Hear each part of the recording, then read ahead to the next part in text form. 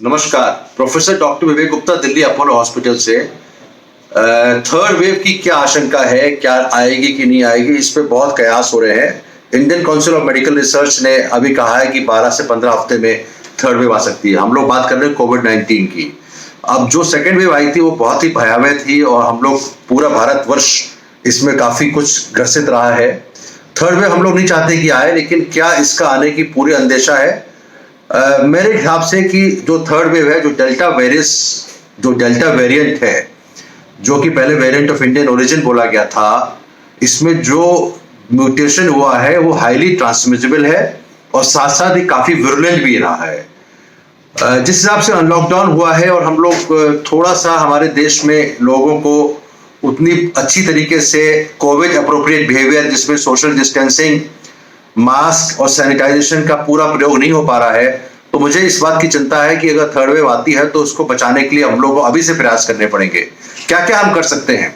सबसे इंपॉर्टेंट बात है कि हमको, आई थिंक, अगर 12 से 15 हफ्ते के अंदर ये अंदेशा Indian council of medical research ने बताया है, तो अगर कुछ आंशिक यानी कि पार्शियल लॉकडाउन की स्थिति लाई जाए और साथ साथ अपने देश में मास्क पहनने का मैंडेट जारी हो कि everybody should be wearing the mask, जैसे पहले भी था लेकिन और स्ट्रिक्टली हो।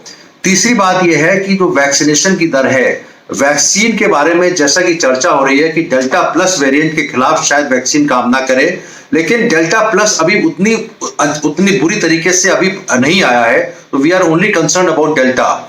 लेकिन वैक्सीनेशन जो 41 करोड़ की आबादी हमारे भारत में, काफी, मैं भारत के प्रधानमंत्री जी को बधाई दूंगा, 41 करोड़ लोगों को फर्स्ट या सेकेंड डोज लग चुकी है, लेकिन परसेंटेज वाइज उतना ज्यादा नहीं है जितना हम चाह रहे थे कि 1 करोड़ पर डे का पॉपुलेशन को वैक्सीनेशन हो। वैसा अभी नहीं हो पा रहा है, वैक्सीन की कमी भी है।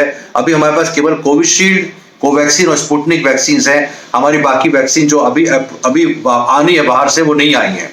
तो vaccination will at least protect them from hospitalization. जैसे कहा गया है कि वैक्सीन जिसको लग चुकी है उसको सीरियस कोविड नहीं होगा और डेथ्स होने की काफी चांसेस कम होगी। लेकिन सबसे ज्यादा महत्वपूर्ण हथियार हमारे लिए दो बातें रहेंगी, मैं अपने आपके इस चैनल के माध्यम से बताना चाहता हूं कि सबसे इंपॉर्टेंट बात यह रहेगी कि अगर कोविड की थर्ड वेव आती है तो ऐसी कंडीशन में हमको जो एसेंशियल दवाइयां हैं कोविड की, उसको स्टॉक पाइल करें।